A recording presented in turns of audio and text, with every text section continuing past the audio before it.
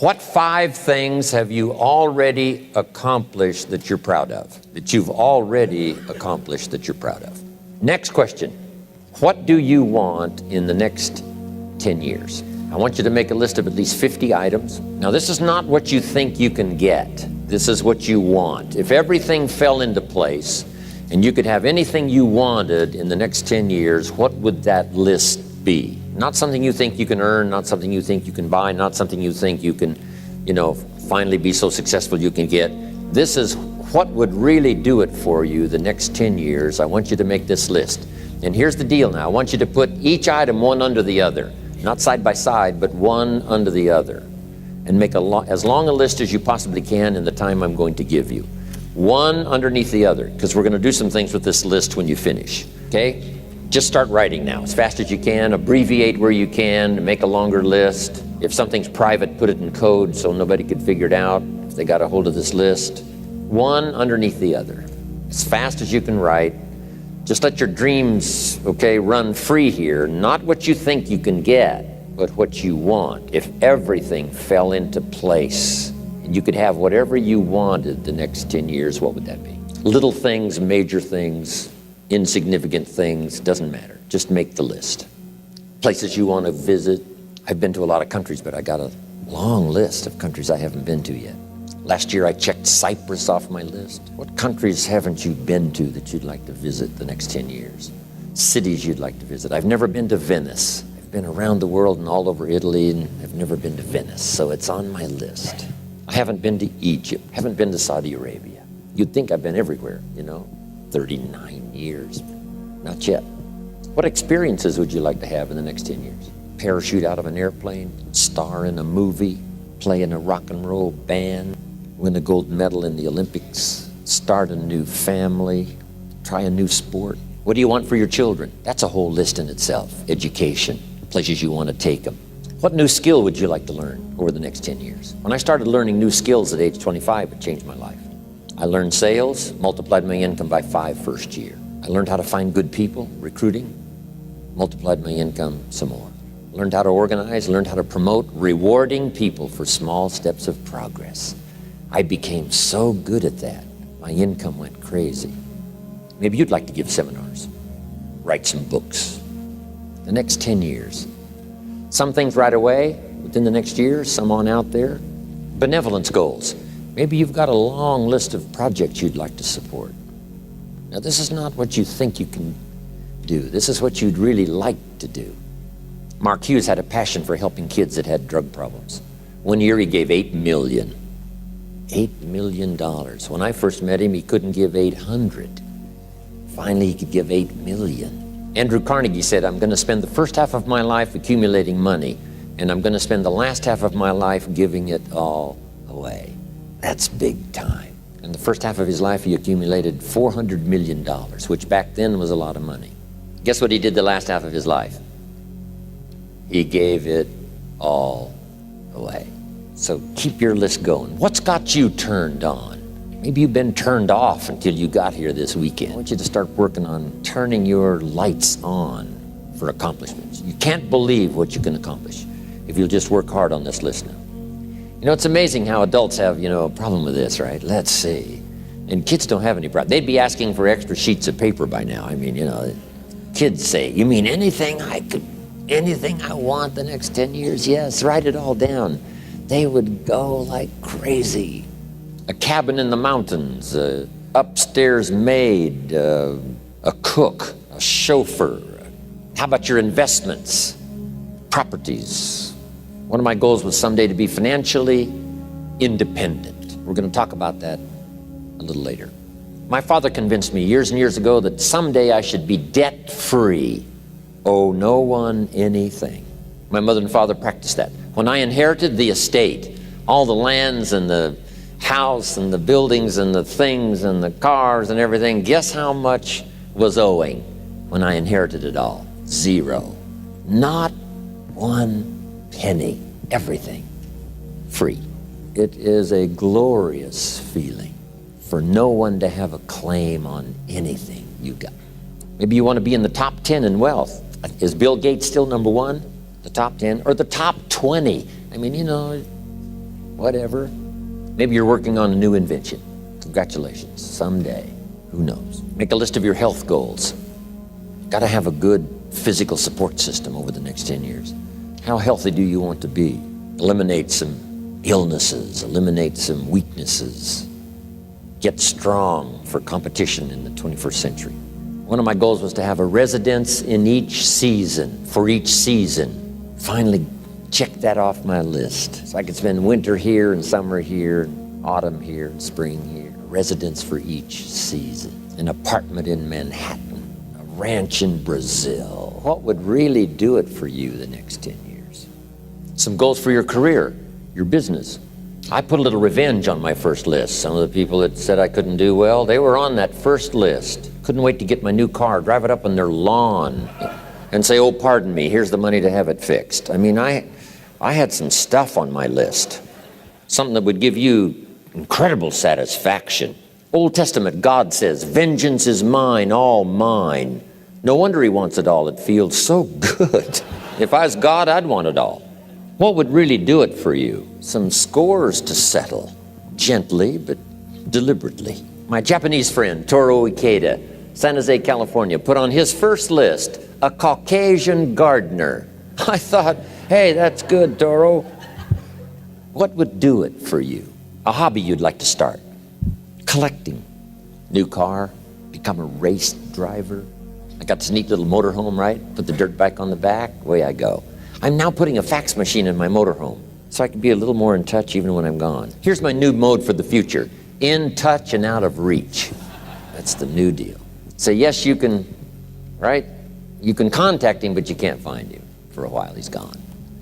So, what is your goal for the future? To get away, something that would really serve you well in terms of refreshing, change of pace, skills you want to help teach your children. I taught my girls how to swim, how to dive. Such great satisfaction when they used to say, watch me, Daddy, watch me. Look how good I am. You taught me, watch me.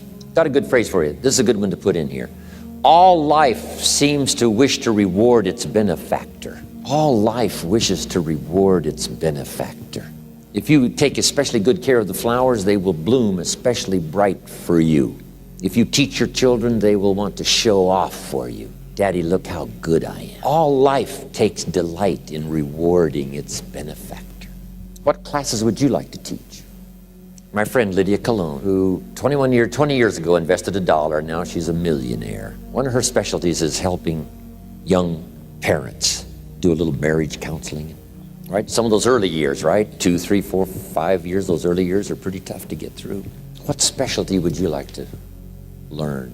Make a contribution to society, make a contribution to your community. Does most everybody have a list of 50 now? Okay, that's almost everybody. Okay, now put a little star there, right, that says, you can continue this list. This doesn't mean this is all you get. Say, no, this is just to get you started. Because I promise you, when you get back home, you'll think of 50 more and 50 more and 50 more that you couldn't think of while you were here. And this list can grow and grow and grow. Now, here's what this also means. If you have a lot more time than we have today, you can take plenty of time to just have people make as long a list as, possible. Okay, now we're going to do some things with this list. Here's the next exercise. I want you to look at each item on this list you've made and give each item a number. The number being a 1, 3, 5, or 10. And this is why. I want you to look at an item and say, I think that would take about 1 year. Another item you say, I think that would take about 3 years. Another item, I think that would take 5. And another item, looks like that's going to take 10. Give each item now a number of what you think it might take to achieve that goal, a 1, a 3, a 5, or a 10. Just somewhere close, doesn't have to be exact. That's about a 1, that's about a 3-year goal, that's about a 5-year goal, that's about a 10-year goal. If it's less than 1 year, just make it a year. If it's more than 10, just make it 10. 10 plus.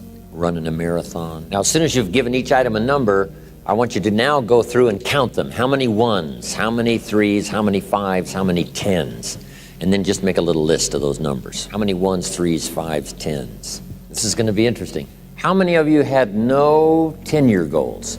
Okay, quite a few, right? Isn't that interesting? Here's what that means. You're not thinking out that far. You're thinking more short-term than long-term. If someone had 0, someone had 14, That's a lot of difference in thinking long range. So that's all that's for, is just to help you to think more long range. Okay, now make these notes. When you've accomplished some goals, you need some more to accomplish. Next, it's very important when you reach a goal that's significant or important to you to celebrate. So just jot that down. Celebrate a significant accomplishment. Or it doesn't have to be that significant. If it's important to you, it doesn't have to be world-changing or life-changing. If it's just a goal that's really important to you, you finally reached it, celebrate. Now, hopefully on your list of goals, you had some family goals. And if the family together finally reaches a goal, jot this down, celebrate with the family. And if you're checking it off, let each member of the family put their check mark on this goal because the whole family worked on this one. Now, here's what this will do. It will help each member of your family to make a longer list of goals. Wow, if we can accomplish this, think of what else we could do. The same is true of you individually. When you accomplish something, check it off, celebrate. It'll help you to grab your lists, wherever it is, and say, hey, if I can get here, I can double that original list. So celebration creates excitement to develop a longer list. You also need goals ongoing. When the early astronauts went to the moon, some of them, when they came back from the moon, had psychological problems. Some of them drank too much, got into other difficulties. And one of the reasons is, where do you go now that you've been to the moon? So here's what they did later. They made sure that the astronauts later who came back from the moon had plenty of projects to keep them busy after they had been to the moon. And the same is true of you and me. Goals, after you've reached them, another list. After you've reached those, another list. My father lived to be 93. You can't imagine the goals he had. One of his goals when he was 92 was to get his driver's license renewed. Guess what he got it renewed for? 4 years. At age 92, he got his driver's license renewed for 4 years. Now, he didn't live long enough to, if he'd have thought about it more, I think he would have lived 2 or 3 more years just to make sure he filled all that out. Unbelievable. So, goals to replace goals that you've achieved, on and on, the rest of your life. Because the philosophy we discussed yesterday was what? How far should you go? As far as you can. How many books should you read? As many as you can. How many friends should you make? As many as you can. How much should you earn? As much as you can. That's it. What should you try to be?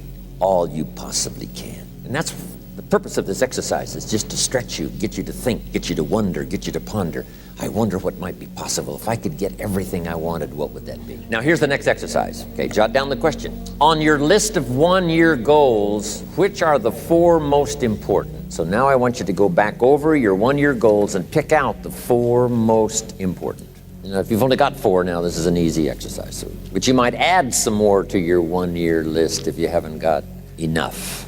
And then pick out the 4 most important. This is what turned me on at age 25. Goals for accomplishment and personal progress. Once the fires were lit for me, I'm telling you, they have never gone out. Since I was 25 years old, no one has ever said to me, when are you gonna get going? When are you gonna get off the couch? When are you gonna get off the... I've never heard that since I was 25 and got all this taken care of. Here's what I've heard since I was 25. When are you gonna slow down? You can't visit that many countries, you're gonna have a heart attack and die. By the way, you might stop and jot these notes down. Here's two excellent questions to jot down. And this is for mature people now, because these are kind of tough questions, especially one. Here's the first question. What's got you turned on? That's a good list to make. Here's what's got me turned on. Here's what's got me up early, staying up late, maximizing my abilities all day long. Here's the list of what's got me turned on. Now here's the next question. What's got you turned off? How come you don't have the zest and the vitality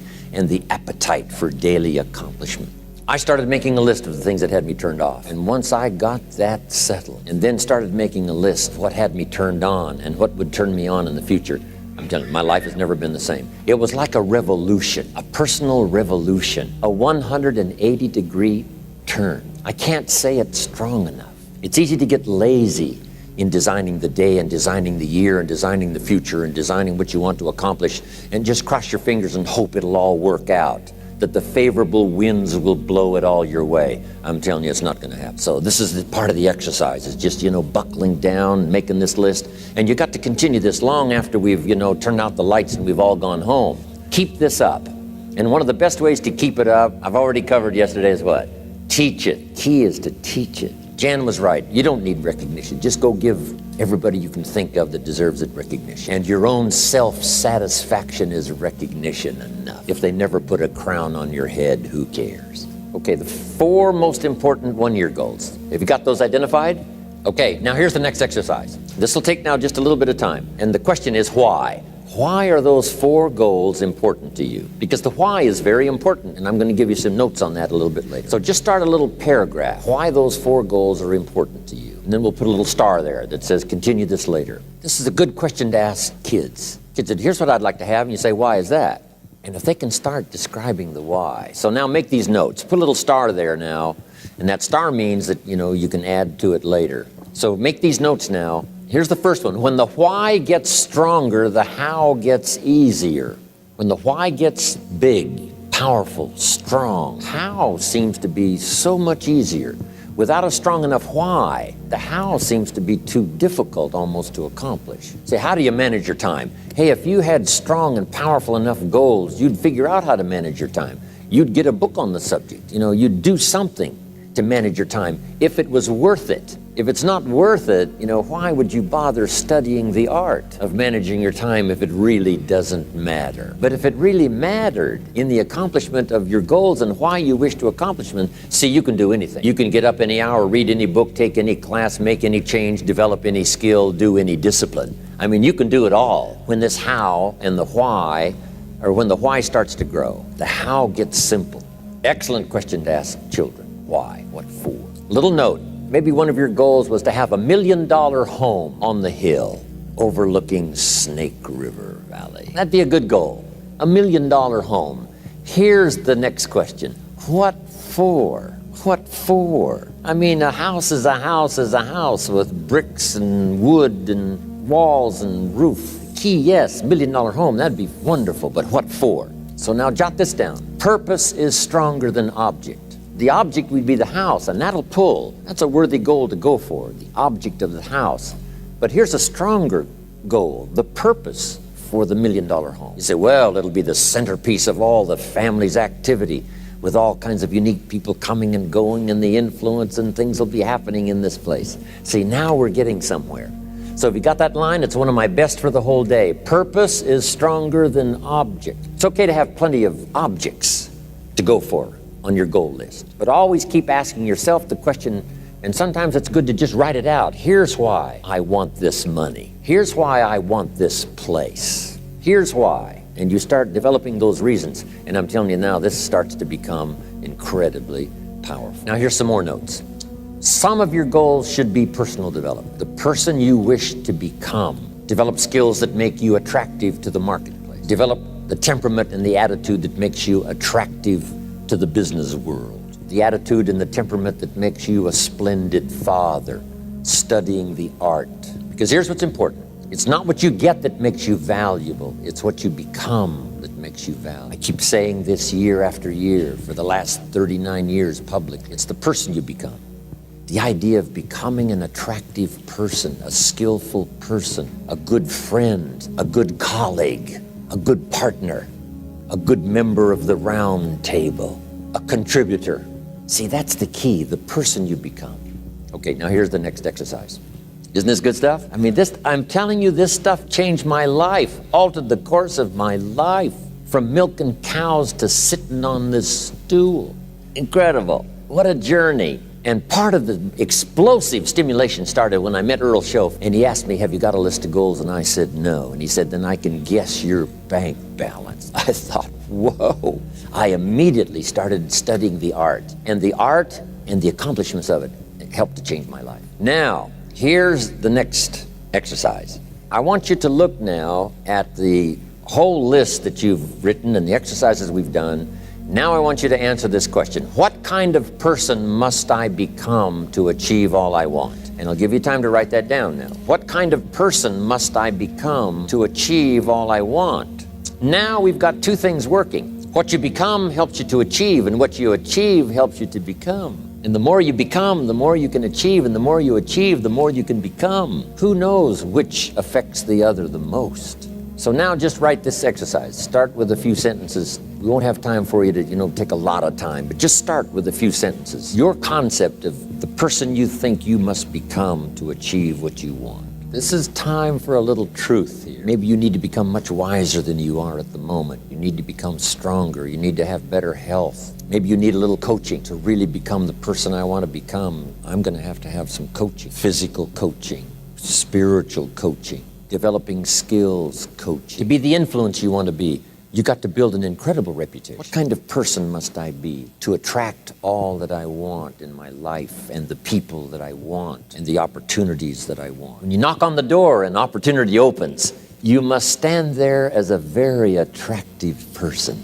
or you may not be invited. One of the most mysterious and unique phrases that Jesus ever used. Here's what he said.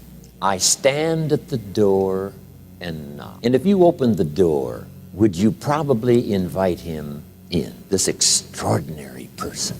You say, wow, yeah. And he said, if you invite me, I'll come in. We'll sit down, talk things over. For you to be that kind of attractive person, that if you knocked on the door of opportunity and it opened and you stood there, would you be the kind of person that opportunity would say, come right in and sit down and let's talk about the future? What kind of person? Okay, now put a little star there. And what the star means, right, is to finish this exercise later. Now, if you're working, right, in a workshop where you've got plenty of time, you just, take a little more time for some of these exercises. Make these notes. The key is to put everything on your list. Now, the key is to take it out of your head and put it on paper. You can dream about what you want, but when you start committing it to paper, now it more formalizes. Information now starts to make a composite of an idea. And ideas can turn into hotels. Ideas can turn into enterprises. Ideas can turn into a fabulous career. We need the information. We need the stimulation. But then you'll learn now later to start putting everything on your list. Now, jot this down. It's very important, if something's not that important to you, to take it off your list. You don't have to accomplish this whole list. But if you had 100 items on your list and you accomplished 80, who cares about the other 20? If you got the biggest share of what you went for, wouldn't that be enough? And the answer is probably yes. It'd be overwhelming. So you can rearrange this list. You can change it. You can tear it up and start over. You can say, oh, last year I thought this was so important. That's not important to me anymore. The things I've learned in the last 12 months, I've changed my whole goal list. I thought this was so it. Okay, now here's the next note, and we're wrapping it up now. Here it is. There's two great words of antiquity everybody should learn. Here they are. One's positive and one's negative. And we studied a bit about that yesterday. Positive, negative. Here's the positive word from antiquity. Behold. That's the positive word. Behold the possibilities. Behold the opportunity. Behold the future and give it design. Behold and look at the chances you've got. Behold, spring has come. Behold, the day has arrived and the sun is shining and the shadows are fleeing away. Behold, the next person you can meet might be your friend for life. Behold, the next person might be a colleague forever. Behold, that's the positive word, behold. Now, here's the negative word, beware. And now I want to give you a sentence to jot down that's very valuable for this weekend session. Here's what it is. Beware of what you become in pursuit of what you want. Beware. All of our lives, we have to deal with behold and beware. When a kid goes to school, it's behold the opportunity and beware the dangers. Behold and beware. So beware of what you become, pursuing what you want. Some things I went for in the very beginning cost me too much. I got so obsessed with some things that I found out later the price was too big to pay. If I would have known better, I never would have paid. But sometimes we learn when. So don't become so obsessed with something that you lose your sense of reason or it costs you your friends. Don't be so obsessed with something that you compromise your virtues and your values. The story says Judas got the money. You say, well, that's a success story. No. It's true, 30 pieces of silver was a sizable sum of money, but it was not a success story. His name was Judas. Doesn't that ring a bell? It makes all the difference in the world. Judas got the money. Here's something interesting about the story of Judas. After he got the money, he was unhappy. Someone says, well, if you had a fortune in your hand, why would you be unhappy? And here's the key. He was not unhappy with the money. He was unhappy with himself. Here's a key phrase. The greatest source of unhappiness is self-unhappiness. It's not from outside the things that make us unhappy. The greatest devastating unhappiness is to be unhappy with yourself. Now, a mild form of unhappiness is constructive. The desperate form of unhappiness is destructive. It's like worry. We should all worry a little, but not let it destroy our lives. If you're in New York about to step off the curb in downtown Manhattan and the yellow taxi's coming, best you worry enough to get your feet back up on the curb lest you get yourself wiped out. So it's called caution, but not undue caution. It's called fear and worry, but not the worry that kills you, not the worry that destroys you. It's like hate. You don't need to hate your job. Save your hate for the important things like evil, like the weeds that attack your garden, like the diabolical ideas that try to entice your children. You don't need to hate everything. I hate this, I hate that. That's the misuse of your hate. Save it for the things we really must hate. But this is so important now to beware. Judas was so unhappy he tried to take the money back. They said, heck with you, we got what we wanted, you got what you wanted, out. They threw him out with his money. Now he becomes so desperate, he goes out and hangs himself for what he did. He became a traitor. So that's the caution now. If Judas could speak back to us in any kind of clear language, here's what he might say. Beware of what you become in pursuit of what you want. Don't sell out. It's not worth it. And now here's the last note. If you'll start this glorious journey of being meticulous, deliberate, and hardworking about setting your goals for the day, setting your goals for the month and the year, setting your goals for your family and yourself and your business and your colleagues, start thinking forward. Here's what you will become. A major contributor, not only to yourself, but a major contributor to others. And that's exactly what you want. Here's another little subject before we quit this now. I just mentioned it a little earlier before we started this class. Jot this down on personal development. This is especially for married people that have children. If you're married and you have children, I got some great advice for you.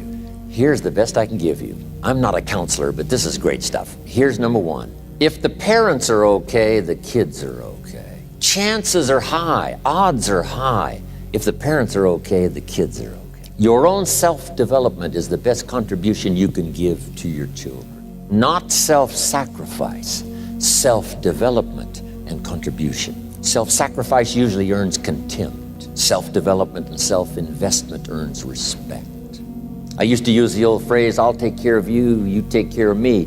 I found out how short-ended that was. I changed it, and Bob Cummings, the old movie star, helped me to change it. Here it is, I'll take care of me for you, if you'll take care of you for me. The best contribution I can make to you, if you're my friend, is my personal development. What if I become 10 times wiser, 10 times stronger, 10 times better, 10 times more unique? Think of what that will do for our friendship. If the parents multiply their own personal value by 2, by 3, by 5, by 10, what would that do for their children? Wow. If the parents are happy, I'm telling you, the kids will be happy. If the parents engage in unique lifestyle, don't miss anything. Drink deep of the cup of whatever's available. I'm telling you, if the parents are okay, the kids are probably gonna be okay. Wow. If you're on an airplane, the stewardess says, if we run out of oxygen, these masks are gonna drop down. And then she says, make sure you take care of your children first. No. Would you underline no? Would you underline no? No. Have you got that? You should take care of your children first. No. It says put your mask on first. You take care of yourself first. Then you assist your children. And I just mentioned that would be a good title of a book, wouldn't it? For parents, put your mask on first. Isn't this good information? The best contribution to your company is your self-development. The best contribution to your husband or your wife is your personal development. To become all you can become, as wise as you can and as kind as you can and as unique as you can, that's the best contribution. Not self-sacrifice, self-development and self-investment. Maybe that little talk might be worth the price of the weekend for the time and the money.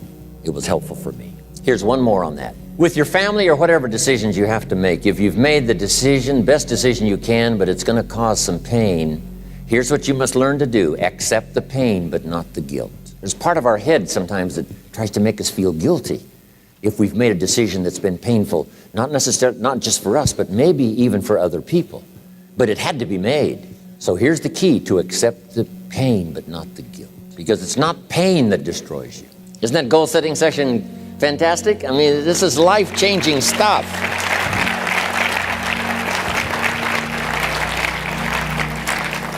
Now, one of the reasons why I came to Dallas now to do this goals workshop is because I had the vision of all of you out teaching this goals workshop. I said, wow, if I can affect 1,000 people in Dallas, think of what might happen in the future if I can get everybody teaching things like this, setting goals that change your life, change your family, change your future.